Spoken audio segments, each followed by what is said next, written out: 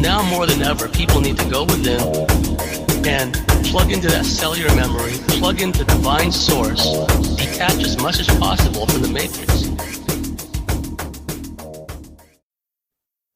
Hello again, everybody. This is James Bartley, and you're listening to the Cosmic Switchboard Show. My very special guest today is Geoff Brady.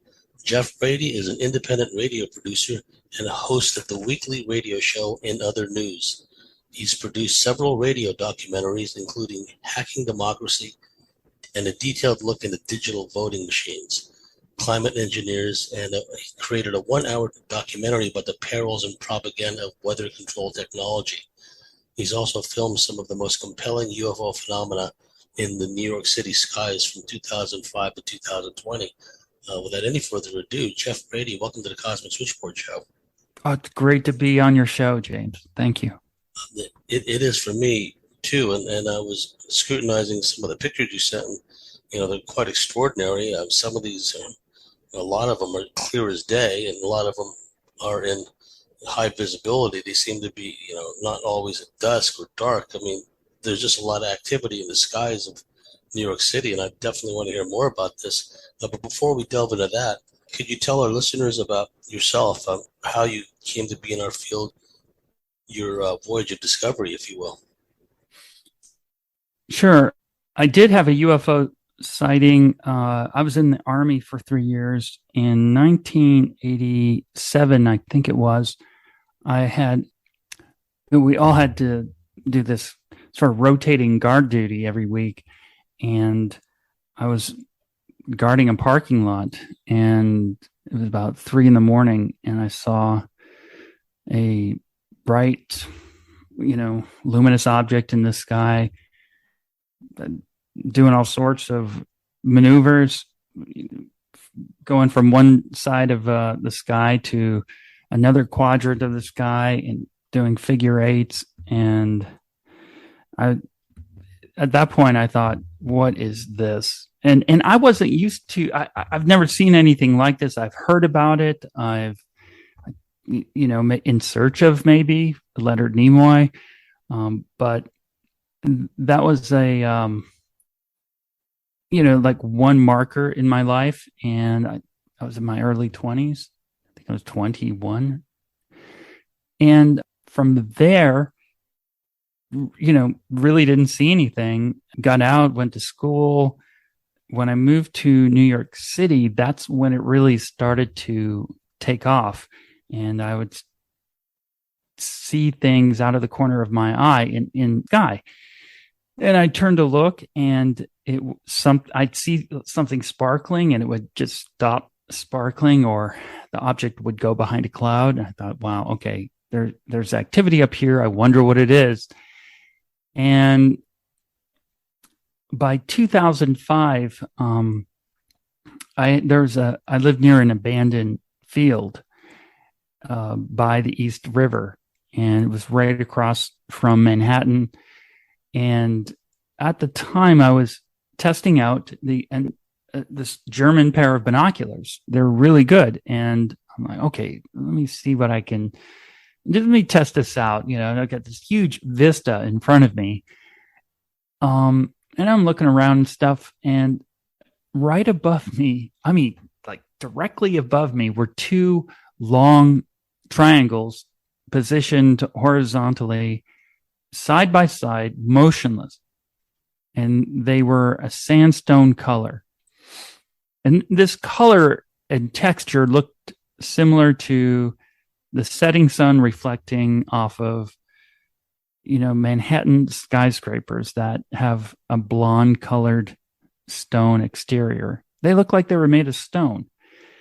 And surrounding them were round objects levitating in the air. They were deep, vibrant colors, pink, red, orange, violet, green. And my neck started to ache because I was looking straight up. So I laid down on the gravel, and this abandoned field was, full of, an excavated landscape.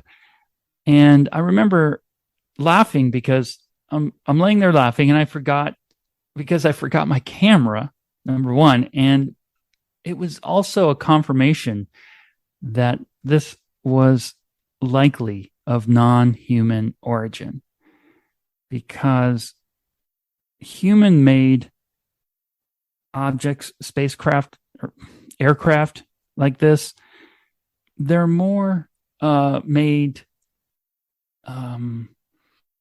They wouldn't do all these frills. They wouldn't have these brightly colored things, and I don't think they would, and cause,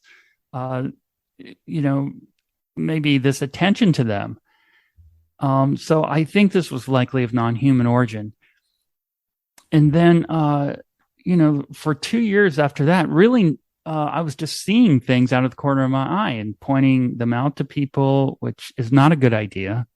I stopped doing that really quickly. And it was just a matter of getting a decent, point and shoot camera at that time. Because back then, I was, working. I was doing freelance work, and I was working at a secondhand store, and I was not pulling in a lot of money. So a point and shoot, 10 megapixel camera was, something that was pretty decent back then. And the next event was in 2007, again at the vacant field. And at this location, like I said, you're standing on layers of history going back to Lenape tribes in the 15th century and even further back. But it was the site of a huge sugar refinery called the Jack Frost Sugar Refinery. It was a concrete plant, and it was a daily news printing press. But right at this time, 2007, the land was partially excavated for development, and it had construction debris everywhere, piles of gravel and dirt. There were boulders of asphalt and concrete, remnants of demolished industrial buildings pulled out of the ground. And so I'm standing there, and I'm right by the East River, and I could look all the way down the East River. Manhattan's on the right. I'm on the border of Queens and Brooklyn. It's on, I'm standing on that side of the land. River's in between. And I hear these helicopters approaching. It's about, within 15 minutes of being there. And they were military helicopters coming in kind of low above the East River, coming in from the south. It's like a Apocalypse Now scene. And they were Huey helicopters. And instead of continuing on their course, they make a U-turn from right about where I was standing, and they head back due south. And I'm recording them, but at some point I stopped recording and I took photos. And I thought, okay, did some agency detect UFO activity here, and then they were dispatched? So that's what I was thinking. So I got home and I looked at the footage, and there were two UFO round white spheres moving right by the helicopters as they were making that U-turn. And in the stills, there are white disc-shaped objects in those stills. And I thought, wow, there's a lot of activity here. And basically for the next 10 years from that point on, I kept visiting randomly and just started scanning the skies with the point and shoot, and then later with a video camera. And I slowly started to learn how to use a video camera, because I just had to learn all this stuff. But I was really, taken by the fact that they are showing themselves, because from that point in my life, I've heard that they don't exist and it's a conspiracy. And here they are showing up. And again, these are mostly anomalous, airborne, shape-shifting entities that I've found communicate using mimicry, archetype shapes, and color. And so I was consistently posting the videos onto YouTube. And I have a channel called Budget Moon. The name came from a photograph of budget rental trucks with the moon in the background. I looked at it. I said, great, I'll use the name for the channel. So that's what I used it for. So that's how I got started. During this process, Geoff, did you notice any change in your sleep patterns? Did you have any interesting dreams that stood out or stick out during that time frame? Any synchronicities or any psychic phenomena? I was doing so much at that time because I was doing a lot of freelance radio work, and I was DJing at a couple bars every week. And then I was working at the secondhand store, and I was interacting with a lot of musicians and DJs and writers. And so my sleep wasn't that great. Once I went to bed, I slept. The building that I lived in was haunted. So there was that element going on. I didn't realize it until toward the last few years before I moved. The activity really kicked in. You would open the front door of the building, and as soon as you open the front door, you would hear voices. It was sort of mixed in with the kind of rummaging sound of, your clothes brushing up against the threshold of the door, and then the door closing, and then you're stepping on creaky wood, and you'd hear like whispering and a voice here and there. It happened almost every time. So there was that going on. A couple dreams come up, two in particular. One dream I remember I was running from some type of dentist chair that came out of some kind of craft. And this was interesting. So I was rising up above the buildings in the neighborhood. So it was almost as if I came up through the roof of my building while still sitting in my office chair. And I was hundreds of feet in the air, right underneath some type of aircraft. And then the doors open, and I looked inside, and there are humans in there, like working out in some kind of gym. And these are just dreams, right? But they were very clear. So I thought that was really weird. The rising up dream. That was, I think that's kind of a classic abduction thing. Yes, that's what it sounds like to me. And I've had dreams, so-called, involving dentist chairs, quite elaborate dentist chairs, actually. And in one dream, I was reclining in one. No, first I was sitting up in it like normal. And then suddenly it just reclined very quickly. And I remember like being quite frightened, screaming basically, because the things happened so fast. And then the sensation of rapid descent, because in the dream, I was in a place simulated to look like a car dealership. And I was brought in there, made to sit down in this quite exotic looking dentist chair. It reclined suddenly. I got really frightened, and I got the sensation of being pulled underground, kind of like when you're in a rapidly descending elevator.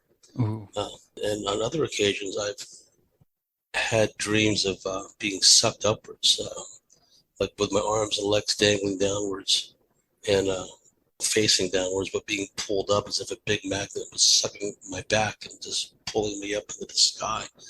Sometimes I had the sensation I was in a big tunnel being pulled upwards, and I could see like lights flashing by me, kind of like when you go up an elevator in the old days, and you can see out the gaps of the elevator, you can see the floors, right? The lighted floors going up or down. That was the sensation I was getting, so I could relate to that. You mentioned earlier something about alien mimicry or UFO mimicry. Could you elaborate on what you mean by that? Some of the craft that I was filming would mimic planes, birds, clusters of balloons, street lamps. I didn't catch that, but that was an anecdote from a person in Pennsylvania. Her name's Allison Cruz. She was looking down this road, and there's a row of street lamps, and one of the street lamps just lifted off and took off into the sky. They mimic helicopters and they mimic small planes. And Carissa Conti, colleague of yours and friend of mine, has also noticed the circling small planes. I've definitely noticed that as well. I filmed or caught on video, digital video, aircraft that appear to be planes, but are not. They're okay. So during the day, they start to morph, or suddenly the wings disappear in some frames, or something glitches out. At night, and this happened more in Canada. I caught, where my family lives, British Columbia. One night I was just out on this beach filming the sky with the night vision. I thought I would be able to catch something up there, and I didn't until I brought the night vision down to the horizon. That's where all the activity was, and I used the night vision as a scout, to identify where some activity was, and then I would get a regular video camera and step up the ISO to be able to maybe get some color and a little more definition. It's very difficult. It's so dark out there. But I was able to see this similar pattern that occurs in other places where at night these UFOs mimic planes. So they try to mimic the FAA light patterns, but they don't do it very well. And that's how you're able to, distinguish them from regular planes, of course. It's not that they don't do it they don't do it well at all. The lights would disappear and then kind of move around on the aircraft. It's really bizarre. It's almost like they don't know what they're doing in terms of the mimicry. But I've seen that, a lot of that. And that's on the YouTube channel Budget Moon. If you just type in the search Canada, you'll see some of those videos posted there. And in this park, because I lived in New Jersey, right across the Hudson River, the last few years when I had lived in the New York City area, because my landlady passed away, and her son and his sisters, they sold the building, and so we had to move right away. I think within a few months we were out of there, all the tenants. So I had to move, and I thought, I'm sure there are UFOs in this area as well, and they're all over that area, as many people know, all up the Hudson Valley and through all those waterways. But I went further into New Jersey, into this park, and was able to sort of find this place that, it didn't have a lot of traffic, pedestrian traffic at first until I got there. It was really weird. I tried to keep a low profile, and so once I started really getting sightings there, then people started to show up and kind of wander back there. It was really odd, but that's how this stuff works. I'm sure you know what I'm talking about here, Chance. But what I noticed, okay, so this was a public park, and no one really went to this place. There were a lot of birds. It was an estuary that was sort of created to sort of help this water flow in the area that kind of went all the way through back into the Hudson River. And So there are a lot of birds around there. And what I found, I found that the UFO activity there, some of it would mimic birds. And I got two really good images and footage. One really, really good piece of footage of this translucent bat bird looking thing, no head, just kind of floating into the trees. Clearly not a bird, but you would never, ever, if you just glanced over and saw something, you would never know. But catch it on video, and it's decent resolution, and you can go frame by frame. And I could see the sunlight streaming through it. It was translucent, and when the sun hit it, it's quite remarkable. So you have that element. And then you have the balloon element. And this is what caused a lot of problems because it's very controversial. It's a fine, almost indiscernible line between the balloon type entity and the human made balloons. I couldn't see the difference with the footage right in front of me. And, it's likely another type of mimicry, considering how these aerial fauna also take on, aerial detritus. And it could be adaptive camouflage deployed in a human environment to just keep a low profile and be among humans. I'm guessing that's what's going on because people don't want to look dumb for mistaking errant balloons for a complex life form, shape-shifting to stay hidden. But yeah, I noticed that I was seeing a lot of these balloon type entities in the Brooklyn East River abandoned field area. And I wondered if they were coming out of the water. I know they do go into the water, and I don't know if they come out. They might. I don't know yet. I haven't caught it on video ever. But I've seen sort of prototype balloon type shapes, and their movement reminds me of jellyfish. And I caught one on video. It was almost like a genesis of a spherical UFO. So it's snaking up into the sky with the little tail. Anybody kind of looking up, glancing up would see a balloon. But if you have a camera on it, you could tell it's not quite a balloon. In fact, the balloon part of it opened up like a hood, and the tether or filament tucks up into the hood, and it closes up, and it becomes this round silver ball that then moves horizontally across the sky. And I caught that in video, and I thought, okay, this is an evolutionary process here, and it's rare to catch it on video. And it reveals a metamorphosis that could be possibly what a lot of people in the New York City area are seeing in terms of a UFO. Not all of them, of course, but this could be one of them. Looking at this, I was thinking, how aquatic sea life have a swim bladder, jellyfish have a special swim bladder allowing buoyancy. Is this a similar biological mechanism allowing these objects to move around in the sky? I don't know.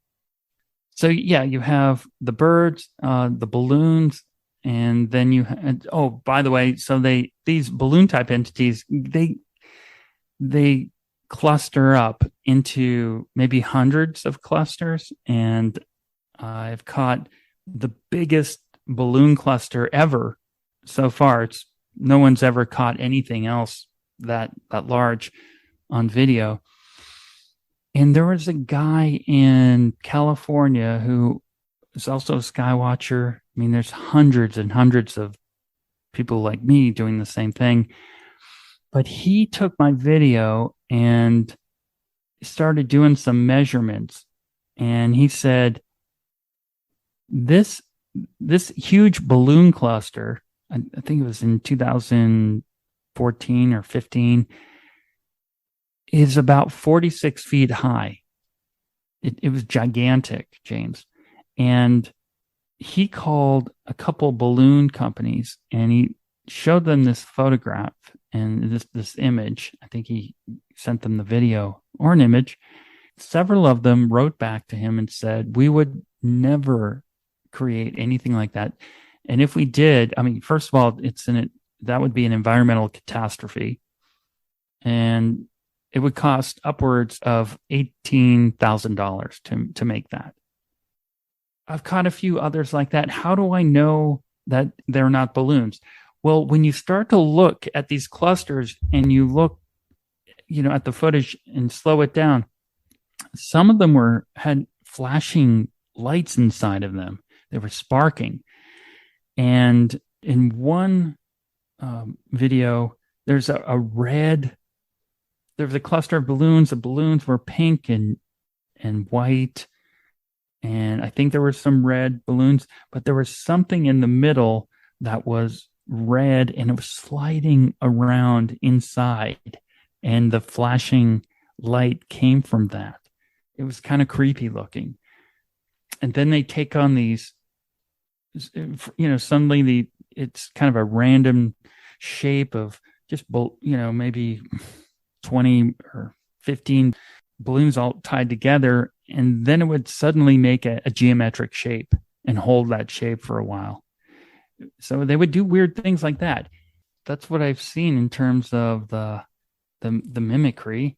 I mean, of course, helicopters, I've not seen that, but I've seen video of that. And the small planes, Carissa has documented that. One thing that was really strange about the small planes circling is they would be moving so slow that how would you even stay up in the air just moving at that speed? I mean, I'm no expert. It was just very, very odd. And then the sound of the small plane didn't it seemed too loud, almost as if it was projected. And you hear reports of this planes at night over areas such as Pine Bush that have almost a projected roaring sound to them. So, I'll throw that in there. I'll throw in the small planes as a very suspect in the mimicry. So the mimicry is just not drawing attention to themselves and some form of adaptive camouflage and maybe vulnerable points of their movement around human environments. I think that's what's going on. And as far as the mimicry is concerned, thank you for sharing that. I've seen video footage using a telescope, and the videographer that was capturing imagery of gigantic spaceships. Oftentimes they would position themselves from the perspective of us on Earth at a spot that coincided with a pre-existing celestial body, be it a star or a constellation or something along those lines. But when you zoom in with the camera, you see these objects pulsating, almost like a living light within, and some of them are rapidly changing shape. And these are enormous in scale. And like I said, they position themselves in places where you would think that, okay, that's a known position of a star, right? But it's not. And they come in all kinds of amorphous shapes, and some of them shapeshift quite frequently. And like I said, they're gigantic in scale. These small planes have been described for a long time. If memory serves, the late, great Leonard Stringfield, in one of his books, in one of his first books, he talks about a case somewhere in America, if memory serves, where it was night. It was not ideal conditions for flying, and I think there was a heavy ground fog, and the not really observers on the ground, but the people on the ground stated for hours they heard what seemed to be a very loud small airplane flying above the fog layer.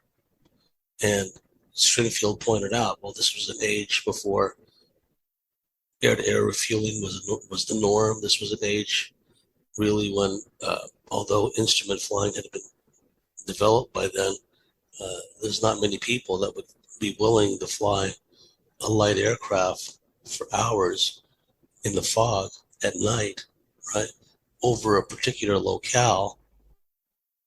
So there was a lot of anomalies with that in the helicopters that well embedded into the lore of UFO research that some of these craft take on the appearance of helicopters. There was a lot of reports of anomalous helicopter activity along the demilitarized zone, so-called, in Vietnam during the Vietnam War, but it was clear that the North Vietnamese army didn't have all those helicopters, and the Americans were perplexed as to their origin.